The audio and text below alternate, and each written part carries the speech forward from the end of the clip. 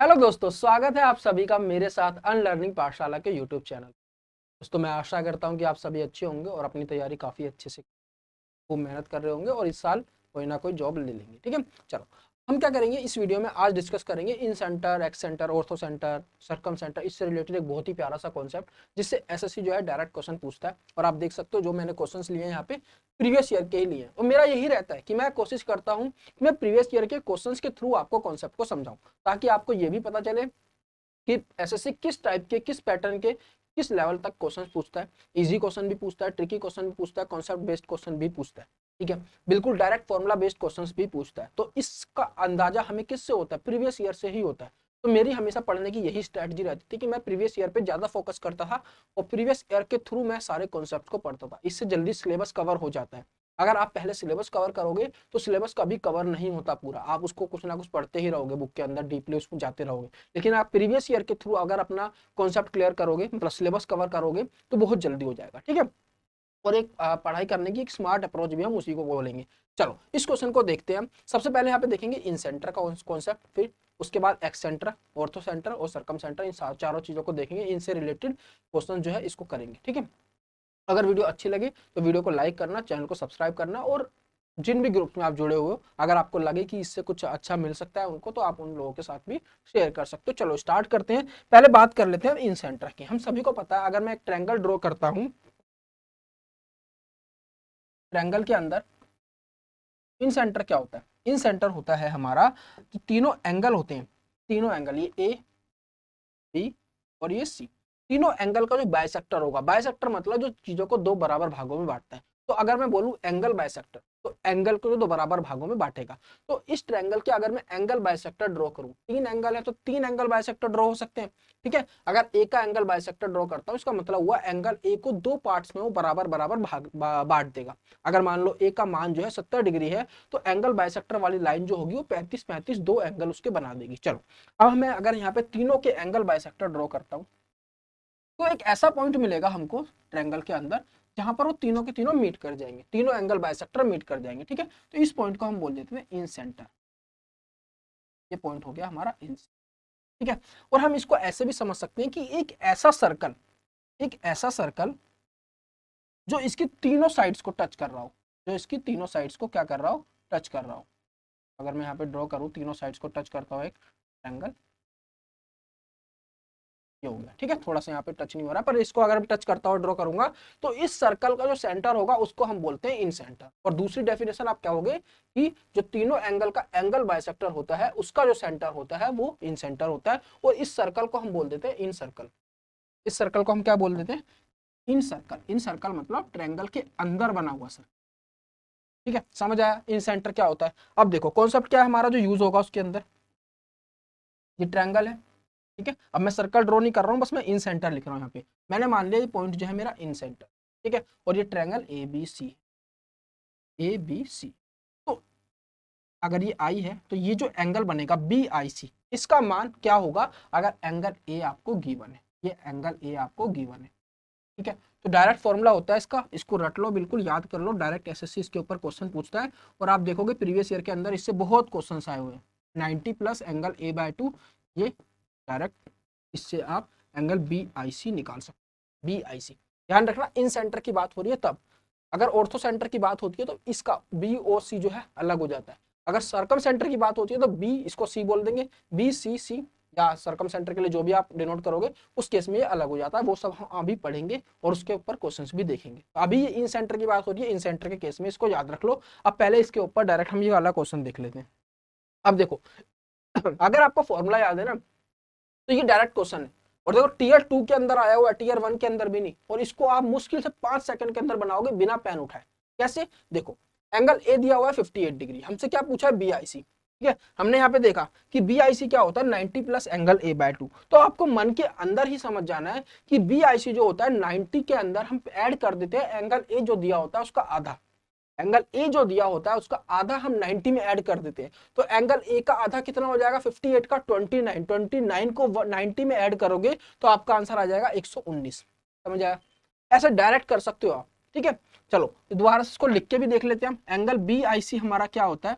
Triangle बनाने की जरूरत नहीं है। कुछ बच्चे क्या करेंगे, वहां पे ट्रायंगल बनाएंगे सुंदर सुंदर सा, फिर उसके अंदर आई सेंटर को डिनोट करेंगे, फिर BIC एंगल दिखाएंगे, फिर इस फॉर्मूले को लिखेंगे, फिर सॉल्व करेंगे।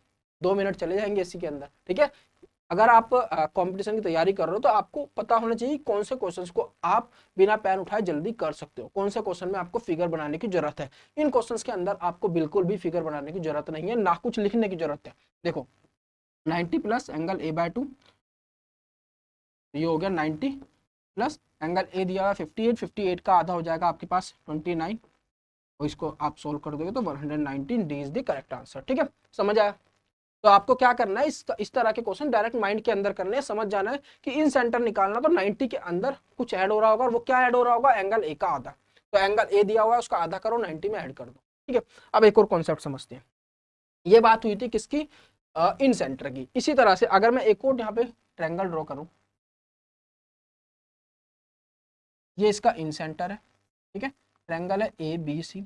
इसी तरह से हमारा एक एक्स सेंटर होता है, एक्स सेंटर। एक्स सेंटर को कैसे डिफाइन करेंगे, जैसे ये इन सेंटर तो तीनों एंगल के इंटरनल एंगल बाइसेक्टर थे। इंटरनल मतलब जो ट्रायंगल के अंदर एंगल है उनको बाइसेक्ट करते हुए जो लाइन तीनों मीट कर रही थी, इसके अंदर एक इंटरनल बाइसेक्टर, ठीक है, ये, और दो external angle bisector. External angle होता है अगर आप इसको एक्सटेंड करोगे, ये वाला बाहर का एंगल जो होगा, ठीक है, तो इसको अगर मैं ठीक से बनाऊं, ये वाला बाहर का एंगल जो होगा बी का इंटरनल एंगल ये हो गया, ये वाला अंदर वाला, ठीक है, और ये बाहर वाला हो गया एक्सटर्नल एंगल। समझ आया। तो इसका बाइसेक्टर जो होगा, और इसी तरह से सी को एक्सटेंड करके सी का बाइसेक्टर जो होगा बाहर एक्सटर्नल, जहां पर ये तीनों पॉइंट्स मीट करेंगे वो होता है एक्स सेंटर। तो एक्स सेंटर की डेफिनेशन क्या हुई, जहां पर एक इंटरनल एंगल और दो उसके सामने वाली साइड के एंगल बाइसेक्टर, जो एक्सटर्नल एंगल है उनका बाइसेक्टर, जहां वो तीनों मीट कर गए वो हो गया आपका एक्स सेंटर।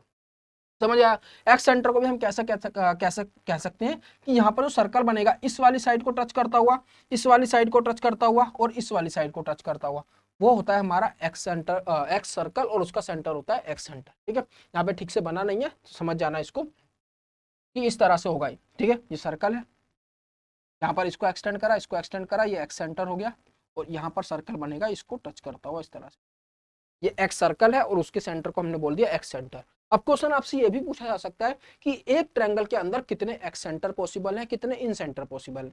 तो इन सेंटर एक सर्कल का एक ही होता है, लेकिन एक्स सेंटर इसके 3 हो सकते हैं। क्यों? क्योंकि अगर आप इस वाली साइड को यहाँ से एक्सटेंड करो, और इसको यहाँ से एक्सटेंड करो, और इसका एंगल बाइसेक्टर यहाँ पर, ठीक है, इन तीनों का ये हो गया एक, ठीक है, यहाँ पर बन जाएगा। इसी तरह से एक यहाँ पर बन जाएगा आपका, यहाँ पर बन जाएगा। इस तरह से 3 एक्स सेंटर पॉसिबल है एक ट्रायंगल के अंदर, और इन सेंटर एक ही पॉसिबल है। ठीक है, समझ आया। चलो अब देखो, जैसे ये आपका 90 प्लस एंगल A/2 था, अगर एक ट्रायंगल के अंदर, एक ट्रायंगल के अंदर ही मैंने एक्स सेंटर ड्रॉ करा, ये एक्स सेंटर है, तो आपसे वो इस वाले एंगल को भी पूछ सकता है, ABC, तो आपसे वो पूछ सकता है BEC क्या होता है, एंगल BEC क्या होता है।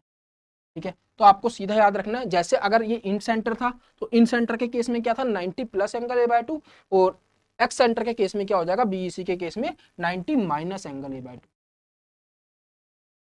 ठीक है, याद रख लो इसको, दोनों के दोनों अपने नोट्स के अंदर लिख लो। अब देखो इसी के ऊपर वो क्वेश्चंस किस तरह से पूछता है। चलो, ये हो गया हमारा। चलो ये क्वेश्चन देखते हैं, ये भी इन सेंटर के ऊपर है, डायरेक्ट क्वेश्चन है। एक्स सेंटर वाला भी अभी देखते हैं, चलो पहले एक्स सेंटर वाला ही देख लेते हैं। ठीक है, एक क्वेश्चन था एक्स सेंटर का, शायद यही वाला क्वेश्चन है। देखो अब इसके अंदर क्या बोल रहा है वो, इस क्वेश्चन को भी आप डायरेक्ट माइंड के अंदर कर सकते हो, ठीक है, पर एक बार हम समझ लेते हैं इसको फिगर बना करके। ये मेरे पास एक ट्रायंगल है AB, इसका एक्स सेंटर दिया हुआ है यहाँ पर, ठीक है, ये एक्स सेंटर। क्या बोला है उसने, ABC of triangle to P produce to P and Q, इसको बढ़ा दिया P तक, और इसको बढ़ा दिया है Q तक, ठीक है, और इनका जो एंगल बाइसेक्टर है इसको अगर आप मिलाओगे यहाँ पर तो एक्स सेंटर मिल जाएगा आपको। तो CBP and BCQ meet at O, CBP ये वाला और इसका एंगल बाइसेक्टर, और जो ये वाला है इसका एंगल बाइसेक्टर O पर मिल रहे हैं, ठीक है, O पर, समझ आया, मीट एट O।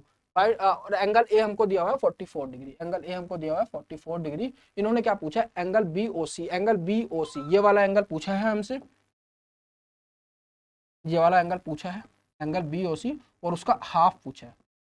तो ये क्या है, अभी हमने देखा है क्या है, एक्स सेंटर है। एक्स सेंटर वाला एंगल है, क्या होती है इसकी वैल्यू, एंगल BOC की वैल्यू क्या हो जाएगी 90 माइनस एंगल A/2, याद आया। तो 90 में से हम माइनस कर देंगे इसका आधा, 44 का आधा 22, तो आपके पास आंसर कितना आ जाएगा, 22 माइनस करोगे तो 68 आ जाएगा। ठीक है, 68 आई BOC की वैल्यू। हमें क्या निकालना है, हाफ ऑफ BOC, मतलब इसका भी आप हाफ करोगे, 68 का हाफ करोगे तो 34 आपके पास आंसर आ जाएगा। इसका आंसर भी आप माइंड के अंदर निकाल सकते थे। यहीं पर हमको समझ जाना था कि उसने एक्सटेंड करके उनको जो है बाइसेक्ट किया है, इसका मतलब एक्स सेंटर की बात हो रही है। एक्स सेंटर की बात हो रही है तो एक्स सेंटर हम कैसे निकालते हैं, एंगल ए जितना दिया हुआ है उसको आधा करना है। अगर इन सेंटर पूछेगा तो उसको 90 में प्लस कर दो, एक्स सेंटर पूछेगा तो उसको 90 में से माइनस कर दो। ठीक है, सीधी सी बात है। जब भी वो इन सेंटर पूछे आपसे तो एंगल ए का आधा करो, उसको 90 में प्लस कर दो, एंगल ए का आधा करके 90 में से माइनस कर दो अगर एक्स सेंटर पूछा है। तो सीधी सी चीज है, इसको बिना आप पेन पेपर यूज करें इसको डायरेक्ट आप लिख सकते हो। ठीक है, चलो अब देखो इसके अंदर कई तरह से वो सवाल पूछ ले, थोड़ा घुमा सकता है वो। ठीक है, तो आपको पेन नहीं छूना है, आपको देखो मान लो ये मेरे को दिया हुआ है एक्स सेंटर और ये दिया हुआ है इन सेंटर। ठीक है, आई और ई। अगर आपको मान लो ये वाला एंगल दे देता है, मान लो इसकी वैल्यू दे दी आपको कितनी 74 डिग्री इसकी वैल्यू दे दी। ध्यान रखना एक्स सेंटर की वैल्यू हमेशा 90 से कम होगी, ज्यादा हो नहीं सकती। और इसी तरह से इन सेंटर की वैल्यू हमेशा 90 से ज्यादा होगी। ठीक है, तो अगर आपको ई की वैल्यू 74 दे दे और पूछ ले इसकी वैल्यू निकाल लो इसकी, तो आप डायरेक्ट वैल्यू निकालोगे। उसके अंदर आप ये मत करने लग जाना कि सर इसके फॉर्मूले में क्या था। अगर मैं इसका फॉर्मूला लिखूं, ये वाला फॉर्मूला क्या था, 90 minus angle A/2 equals to 74, जहां से करके पहले एंगल ए की वैल्यू निकालोगे और फिर इसका फॉर्मूला होता है 90 प्लस एंगल A/2 और फिर इसके अंदर एंगल ए की वैल्यू रखोगे। ऐसे मत करना, बिल्कुल भी बहुत बड़ी गलती कर रहे हो। एग्जाम में एग्जाम कभी नहीं निकलेगा इस तरह से अगर अप्रोच लेकर चलोगे। ठीक है, आपको क्या करना है, सिंपल सी बात सोचनी है कि जितना ये 90 से कम होता है, 90 माइनस A/2, उतना ही इन सेंटर 90 से ज्यादा होता है, 90 प्लस A/2। ठीक है, A/2 जो है 90 में ऐड कर दो तो इन सेंटर आ जाता है, A/2 अगर 90 में से माइनस कर दो तो एक्स सेंटर आ जाता है। तो अगर मैं इसको 90 में से माइनस करूंगा तो कितना बचा मेरे पास, 16। 16 क्या हो गया, उतना ही ऊपर ज्यादा होगा ना इन सेंटर, 16 A/2 की वैल्यू आ गई। तो जितना ये कम है उतना ही तो ये ज्यादा होगा इन सेंटर की वैल्यू, ये वाले एंगल की वैल्यू। ठीक है, तो आप इसको 90 के अंदर ऐड कर दो, 90 के अंदर ऐड कर दो आप, ये वाली वैल्यू आ जाएगी आपके पास सीधी। समझ आया। और अगर ए पूछ ले, अगर एक्स सेंटर दे करके उसने ए पूछ लिया तो इसको 90 में से माइनस करो 16। 16 क्या है, A/2 की वैल्यू है, तो इसको 2 से मल्टीप्लाई कर दोगे तो आपका एंगल ए भी आ जाएगा। ठीक है, तो माइंड के अंदर करनी है सारी चीजें, पेन पेपर यूज करोगे तो बहुत टाइम लग जाएगा। चलो ये भी समझ आ गया।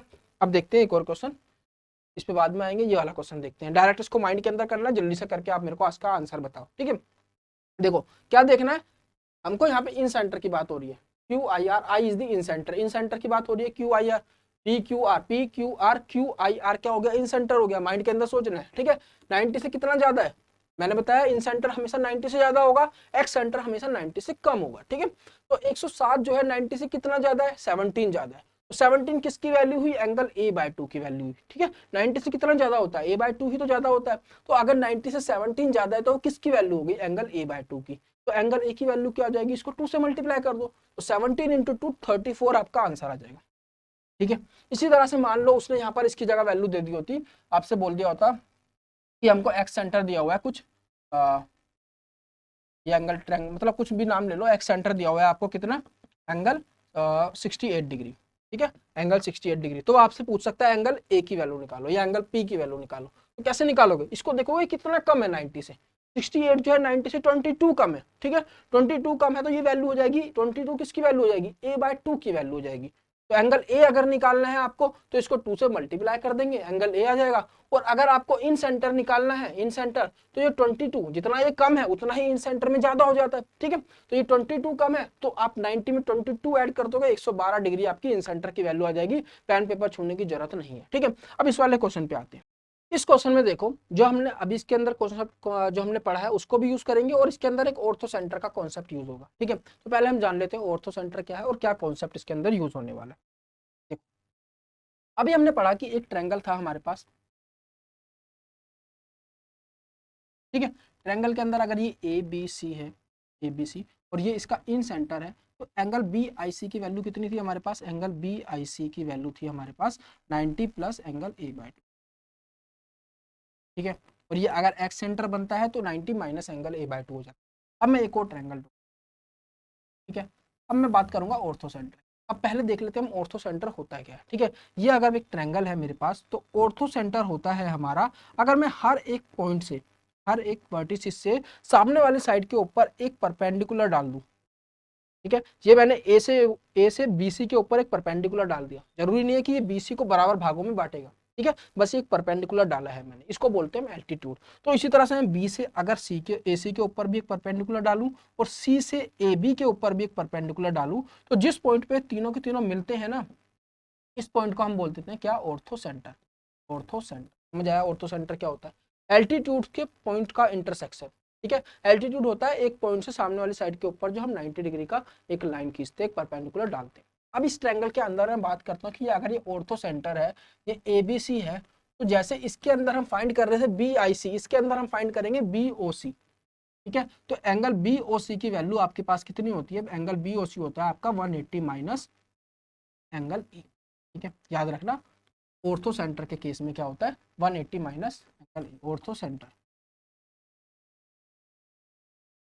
यहाँ पे क्या था हमारे पास, ये क्या था, इन सेंटर, इन सेंटर। ठीक है, चलो अब एक और आता है सर्कम सेंटर। सर्कम सेंटर क्या होता है पहले समझ लेते हैं। सर्कम सेंटर के अंदर भी हम परपेंडिकुलर ड्रॉ करते हैं, लेकिन परपेंडिकुलर बाइसेक्टर ड्रॉ करते हैं साइड्स का।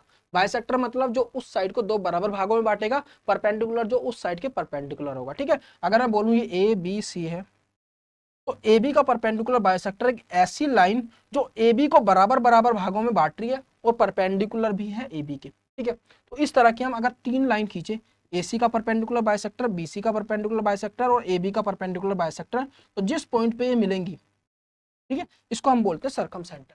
समझ आया, सर्कम सेंटर। तो अगर मैं बात करूं सर्कम सेंटर की, ये एक ट्रायंगल है, ट्रायंगल के अंदर ये सर्कम सेंटर है। तो अगर यहाँ पर ACC, इसको कुछ और नाम दे देते हैं PQR। ठीक है, तो अब यहाँ पर QCR निकालना होगा हमें, QCR। जैसे हम यहाँ पे क्या निकाल रहे थे, BOC निकाल रहे थे, ये वाला एंगल BIC, इस केस में BOC ये वाला एंगल, और इसके अंदर हम निकालेंगे QCR ये वाला angle. C circum centre, O ortho centre, I in centre. इस चीज में कभी कंफ्यूज नहीं होना। तो यहाँ पर होता है हमारा 2 टाइम्स ऑफ एंगल P, मतलब इस वाले एंगल का डबल कर दोगे तो आपका सर्कम सेंटर वाला आ जाएगा, इसको 180 में से माइनस कर दोगे तो ऑर्थो सेंटर वाला आ जाएगा, इसको आप आधा करके 90 में प्लस कर दोगे तो इन सेंटर वाला आ जाएगा। ये तीनों के तीनों पॉइंट्स अपनी नोटबुक में अच्छे से नोट कर लो, और काफी ज्यादा यूज होते हैं, डायरेक्ट क्वेश्चन इनके ऊपर आते हैं। अभी हमने देखा भी कैसे डायरेक्ट क्वेश्चन पूछे जा रहे हैं। ठीक है, अब इस वाले क्वेश्चन के अंदर क्या हो रहा है, दो कॉन्सेप्ट मिक्स हो रहे हैं, ऑर्थो सेंटर का और एक और देखते हैं कौन सा वाला यूज होगा। चलो इसको देख लेते हैं। अगर मैं यहाँ पर एक ट्रायंगल ड्रॉ करता हूँ ABC, उन्होंने कौन सा ट्रायंगल बोला, ABC, थोड़ा बड़ा ड्रॉ कर कि ABC ट्रायंगल है। ठीक है, अब देखो इसके अंदर बोला है ABC ट्रायंगल का एंगल A 52 डिग्री है और O इसका ऑर्थो सेंटर है, O इसका ऑर्थो सेंटर है। ठीक है, ABC ट्रायंगल का O ऑर्थो सेंटर है। ठीक है, अब उसने बोला BO और CO को अगर हम एक्सटेंड करके AC और AB पे, क्या बोल रहे हैं, BO एंड CO, BO को एक्सटेंड कर दिया हम और वो AC को मिलेगा E पर, इसको मैं अगर एक्सटेंड कर दूं, एक्सटेंड कर दूं, ठीक है, ये एक मिनट इस तरफ एक्सटेंड कर रहा हूं,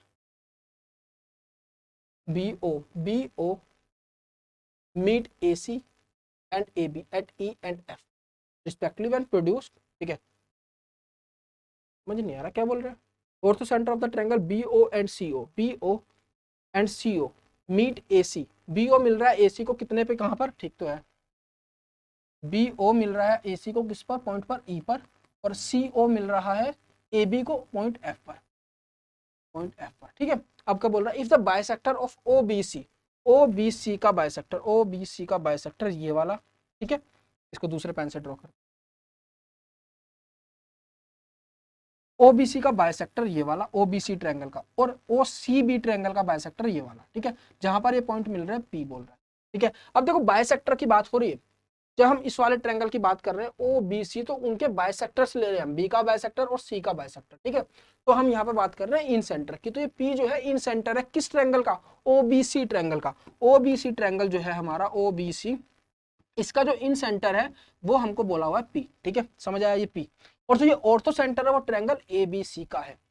तो इस ट्रायंगल, इस हमें क्या पूछा, किसकी वैल्यू पूछी है, BPC की। BPC हमसे ये वाला एंगल पूछा हुआ है, हमसे ये वाला एंगल पूछा हुआ, ठीक है। तो अगर मैं इस ट्रायंगल की बात करूं तो ये वाला एंगल किसके बराबर हो जाएगा, एंगल बीपीसी बराबर हो जाएगा 90 प्लस इस वाले एंगल के आधे के होता है। 90 में हम क्या ऐड कर रहे थे, ये वाला एंगल का आधा ही तो ऐड कर रहे थे, याद आया, 90 प्लस एंगल A/2। तो अगर हमें इन सेंटर निकालना है तो BOC का आधा हम इसमें ऐड कर देंगे, ठीक है।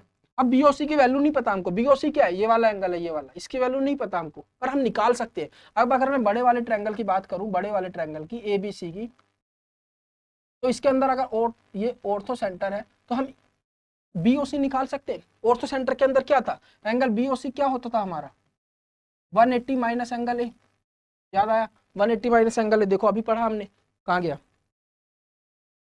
180 माइनस एंगल है, ठीक है। तो यहां से हम क्या कर सकते हैं, यहां से हम BOC की वैल्यू निकाल सकते हैं। तो 180 में से अगर आप माइनस कर दोगे 52 डिग्री तो आपके पास कितना आ जाएगा, 52 गया 128 डिग्री।